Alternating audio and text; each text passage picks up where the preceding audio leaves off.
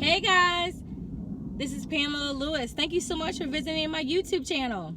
So today I'm coming to you to talk about home buying. What you need to know if it's your first time buying a home, or maybe it's been a few years and you haven't bought a home. Let's talk about some things that you got to start mentally preparing for. And so I've developed the top 5 things that you should know to get ready to purchase a home, so you don't have any surprises. Are you ready? All right, let's get into it. Number 5. I'm going backwards on you too. Know what you're signing. So, before you even get into this process of purchasing a home, you should have a copy of the contract and all the disclosures that you're going to sign. Why not? I give those to all my clients because I want to make sure that they have an opportunity to go through the 22 to 25 pages they're going to be signing and be able to ask questions about what they're signing. So for the first thing that you need to know about is the exclusive right to represent. Who is representing you as a buyer? Are you having a real estate agent represent you? Are you representing yourself? What do you need to know about that? You got to ask those questions, because if you don't have representation, then anything financial, anything confidential can be relayed to any party, and any party meaning the seller. So you need to determine that. I know some buyers want to kind of back away from, oh, I don't want to just work with one agent, but know what that means. If you don't want to just work with one agent, anything financial, anything confidential is between you and everybody else until you sign a document that says you're exclusively working with an agent. You also have your purchase contract. Know what that states. You also have some things in the contract that you need to know. Well, why not talk about that before you find the house? So then when you do find the house, you know what's going on, and it's not as stressful as it can be when you're signing the contract. Also, disclosures. So what are the disclosures? There's so many, but let me just summarize the disclosures for you as a buyer.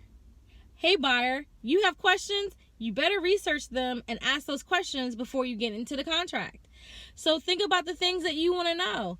So in our area, in the Hampton Roads area, we have different military air installations. Does it matter to you, home buyer, how close you are to a military base? How likely are you going to hear jet noise? How likely is a jet going to run into your house? Do you care about that? If so, ask those questions. Those things have to be disclosed to you, but how powerful is that for you to actually know the question you have and be able to determine while you're shopping for a house of, the things that are going to deter you from purchasing the property or deter you from enjoying the house once you own the house. Also, too, if you want to be on the water, what water rights are there? What type of flood insurance is going to be needed? So those are the questions you're gonna need to know, and you may not think about those things. So this video should definitely help you out with kind of jogging with the questions that you should have. So if you get that consumer disclosure form, it's about a 7-page document. It's going to run you through a lot of things that you should question. Oh, another big one, sexual offenders. I don't care who you are, male, female, whatever. Go to their website, check it out, see who is in your grocery store, see who's around you, and it's just for you to be aware of who's on that list. So the list is there available. There's a website you can go to if you're interested in finding out what that website is. If you can't find it, let me know. Make a comment. I would love to hear from you guys. But you have your buyer broker agreement you want to be able to review. You also want to know with the agent too, how long do they do their buyer broker agreements. You want to get that purchase agreement up front too. And then you also too want to find out the disclosures. So if you think you're going to buy a condo or in a homeowner association, there's disclosures for that. So go ahead and get that and start reading that. So that definitely should help you out. That's number 5. Okay. Number 4. Make a list. What the heck is she talking about? Make what list? So you're going to buy a house, right? What are your needs? What are your wants? So when I sit down with the client, I like to know needs, wants, and dreamland. And I know dreamland sometimes gets people uncomfortable because they're like, well, I know I can't get the house now. Okay, that's fine.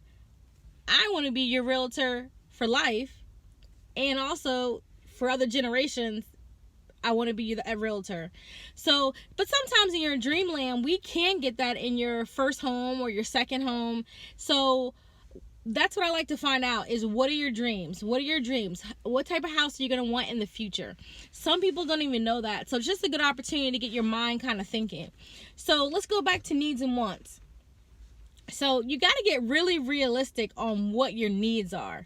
If you are let's say a 2-person household and everybody wants a bedroom, do you need 1 bedroom or do you need 2 bedrooms? You want to get down to the bare needs. Need could also be you need to be close to work, depending on what you do for work. You could also have a pet.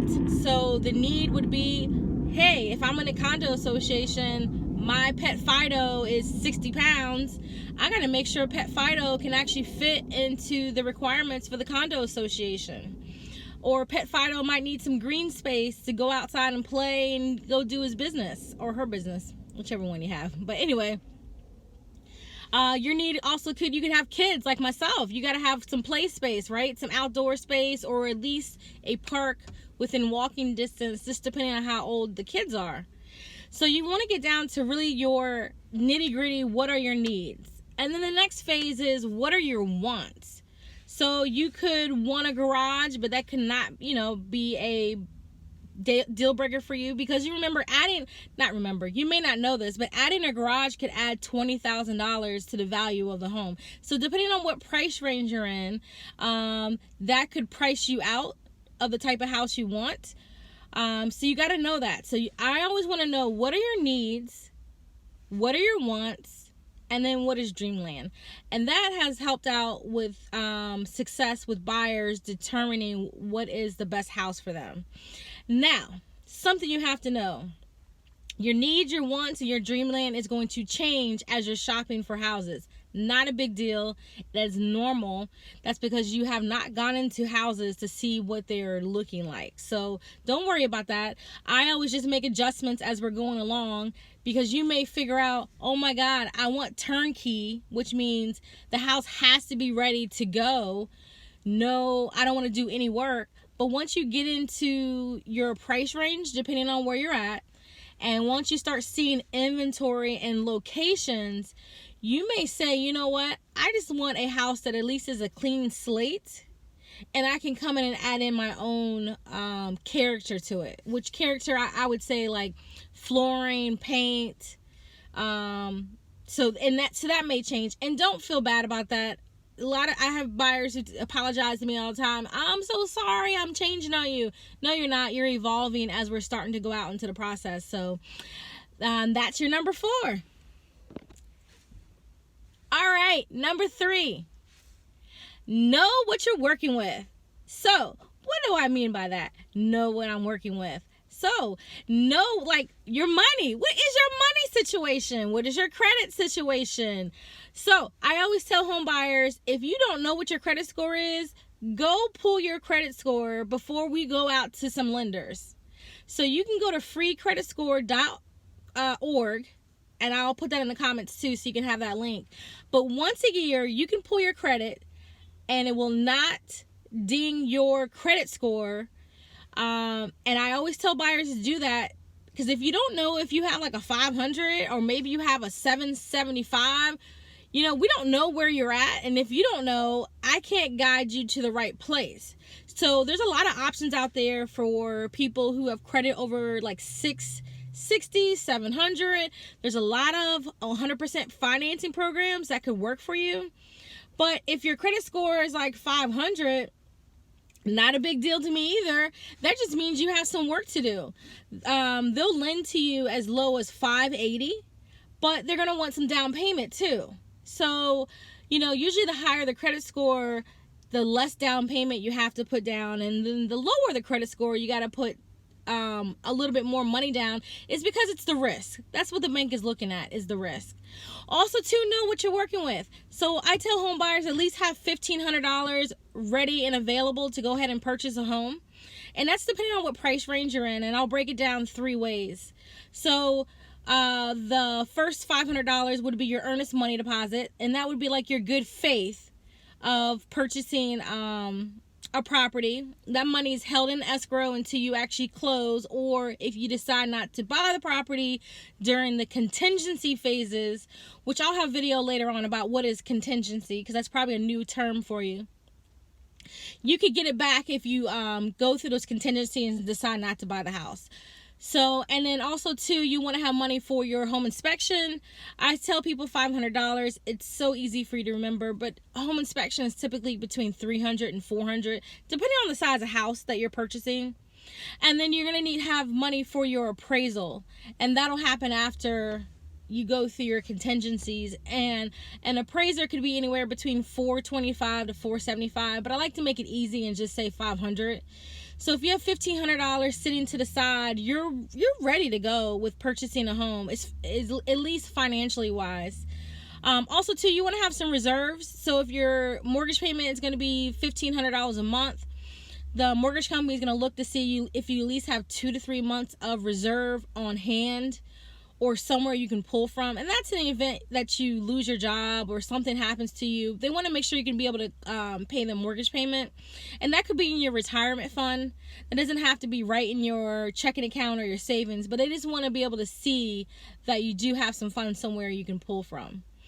And the next thing, as far as know what you're working with, is do you have any extra money for paint, carpet, new appliances, any repairs in case something does happen, when you do purchase the property.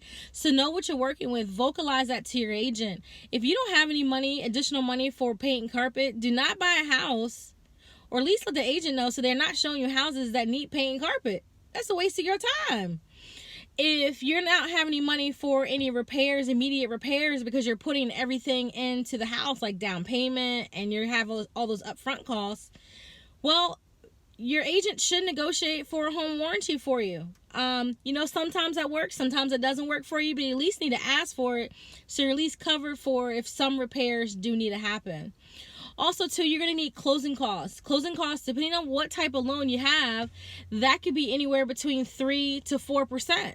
So in our market right now, most sellers are paying for full closing costs, but there are some pockets in the Hampton Roads that there is multiple offers, and that the buyers are backing off of asking for closing costs, at least not the full 3 to 4%.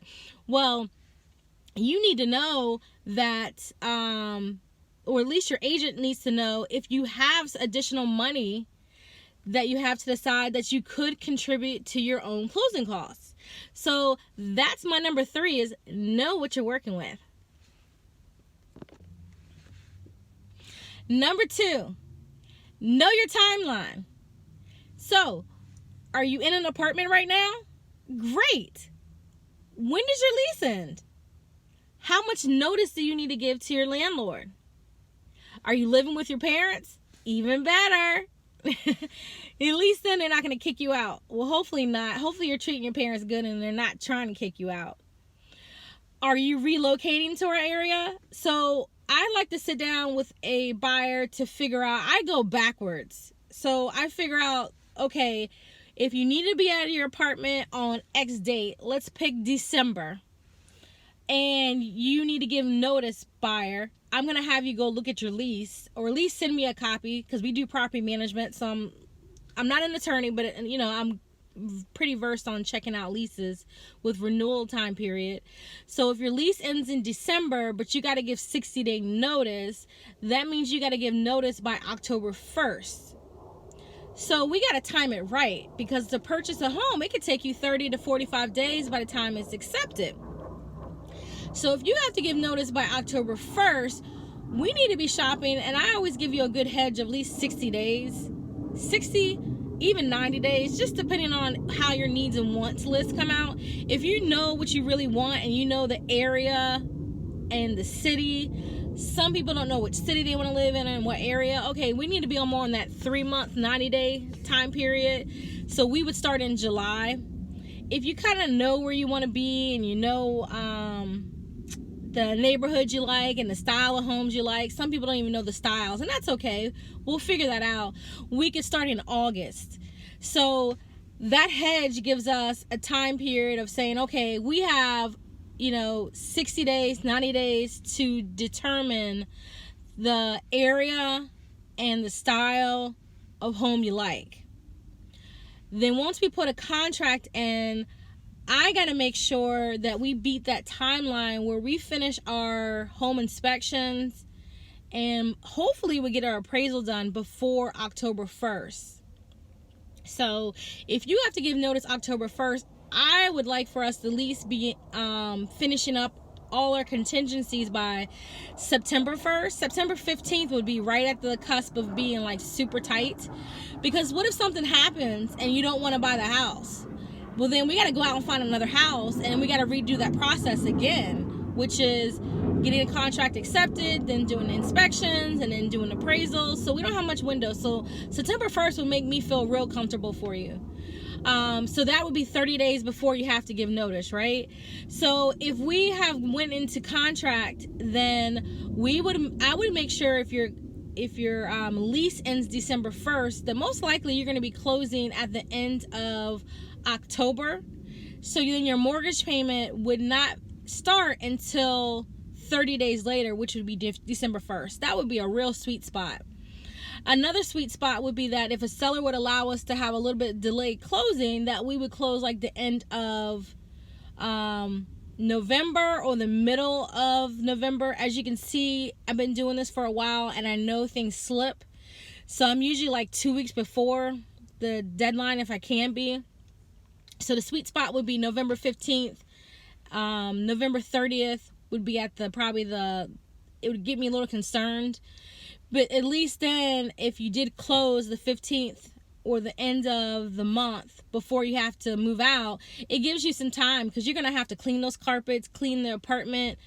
Even if it's your parents' space, you want to have time to clean up. You want to say thank you for letting you stay there. So at least now, if you close at the end of November or the middle of November, your first mortgage payment wouldn't be till January 1st. So that's probably a lot, but once we get talking and once we get your plan together, it would all make sense because it would relate to what your dates are. All right, that's number 3. Number 1. The number one thing you should know when you're buying a house. Know the market. What market are you in? Is it a buyer's market or is it a seller's market? Find out. Talk to an agent. Find out from your real estate agent or your realtor, depending on what you choose, because there's difference between a real estate agent and a realtor, and I'll have a video on that too. But know the market. If it's a seller's market, you ain't getting no closing costs. If it's a buyer's market, you're getting closing costs. If it's in a seller's market, it's good. So where we're at right now, it's 2020, and we're in the Hampton Roads. And my perspective from where I'm sitting at the top, looking down, and I sell in 7 cities and like 2 counties. It depends where you are if it's a seller or a buyer's market. In my opinion, we're right in the dead middle of it being a seller and buyer's market. I just explained to somebody yesterday, I think we got 6 months to possibly a year for it to hit everywhere in the Hampton Roads that will be in a full seller's market. So since I'm saying we're in between, I'll tell you why. It's because in some neighborhoods, you can still get the owner to pay the 3 to 4% closing costs. But in some neighborhoods in the Hampton Roads, you can't get them to pay any closing costs. And you're competing with people with cash. When you're competing with people with cash, it's getting pretty serious out there in those streets. So your agent can figure that out when they do your market analysis, also called a CMA, comparative market analysis. They can figure out how quickly things are moving. Also, too, in a seller's market, things are moving less than 90 days. So if things are moving less than 90 days, yes, you're in a seller's market in that neighborhood, but your agent can tell off the last deals what type of loan, or did the person use cash to purchase. So we mark in the MLS how things are purchased. The only thing your agent wouldn't know is closing costs, or if there was any other incentives that weren't put in the MLS. But there's ways to figure that out, and I know how to figure those things out. But you need to know what type of market you're in, because if you're in a seller's market, a true seller's market, you need to have your closing costs. You need to have 3 to 4% of the purchase price to close. If you're in a buyer's market, then the seller's going to pay for your closing costs. But if you're in a seller's market and you don't have 3 to 4%, don't let that scare you. There's programs. Most areas, or at least in our Hampton Roads area, there is programs for home buyers to purchase. You just got to see which program works for you. Also, too, there's some, again, there's 100% financing programs. Your agent should know about them. You know, I know about them. If you need help, just hit me up. Hit me up and ask me the question, and I can point you in that right direction. Because knowing the market is critical, because then you're going to know how fast you need to move. When you find a house, you want to know market time, because when we get to that seller's market, it's going to be hours, I say, from the time you look at it, that you need to put that contract and someone's going to accept it. Right now, it's just depending on the neighborhood. Some houses will go right on in less than 3 days. They'll go under contract. They'll have multiple contracts. Some will take 2 weeks. Some will take 2 months. Some will take 3 months. It's just depending on the condition and the neighborhood and the demand. It's the supply and demand. So those are my top 5 things you should know, home buyer, before you buy a home, so you can close without surprises, because buying real estate are one of the top 3 stressors that are going to happen in your life. So good luck to you. I hope this helped you out. Comment if it did. If you have any other suggestions, let me know. I look forward to hearing from you guys, and make it an exciting day. Bye.